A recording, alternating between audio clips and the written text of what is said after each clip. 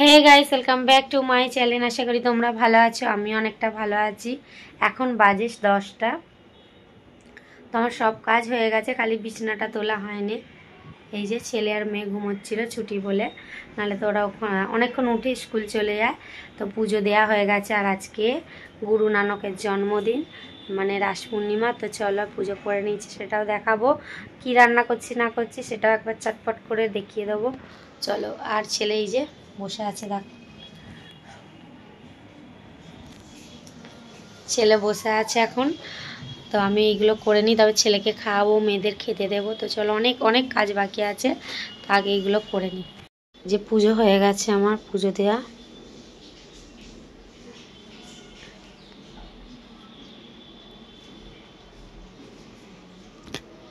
গপু সোনাদের এখানে দিয়ে দিয়েছি, জল বসিয়ে দিয়েছি হাঁড়িতে ভাতের জন্য।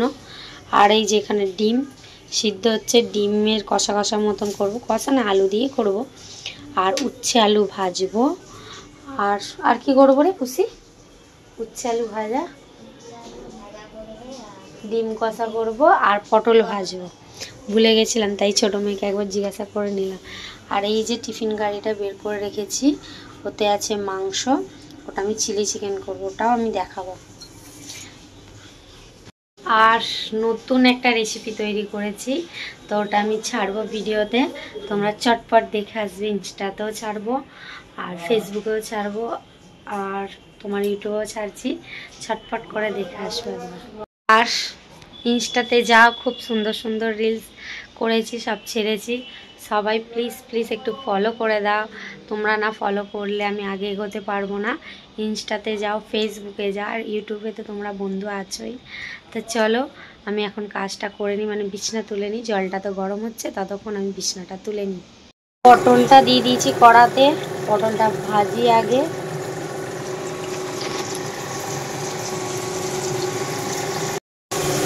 উচ্ছে ভাজা হচ্ছে, উচ্ছে আলু ভাজা হবে। তো পেঁয়াজ উচ্ছেটা আমি আগে দিয়ে দিয়েছি। পেঁয়াজ উচ্ছেটা আগে একটু ভাজা ভাজা হলে তারপর আমি আলুটা দেবো। রান্না কমপ্লিট হয়ে গেছে। এই যে ডিমের ঝোল হয়ে গেছে লাল লাল একদম। আর এই যে পটল ভাজা, এখানে উচ্ছে আলু পেঁয়াজ ভাজা, আর এটাতে ভাত হয়ে গেছে। রোজকার মতন ছেলেকে খেতে দিয়ে দিয়ে ওর দিদি খাইয়ে দেবে।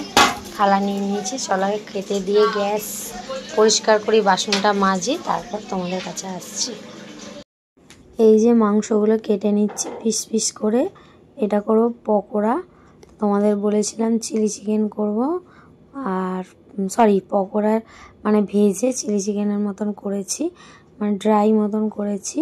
আর এটা রাত্রির জন্য, কারণ রাত্রিরে চিলি চিকেন বলেছিলাম আর চাউমিন করব, তো এই দুটো জিনিসই করেছি। তো যাই হোক, আস্তে আস্তে এগুলো আমি পিস পিস করে নিই। তো চলো, তারপর বাটিতে দিয়ে সব রকম দিয়ে ম্যারিনেট করেছি, লঙ্কা হলুদ আদা রসুন পেস্ট, তারপরে ডিম একটা, কর্নফ্লাওয়ার, আর লাস্টে দিয়েছি গোলমরিচ আর লেবুটা, আর পরিমাণ মতন নুন দিয়ে ভালো করে ম্যারিনেট করে রেখে দিয়েছিলাম।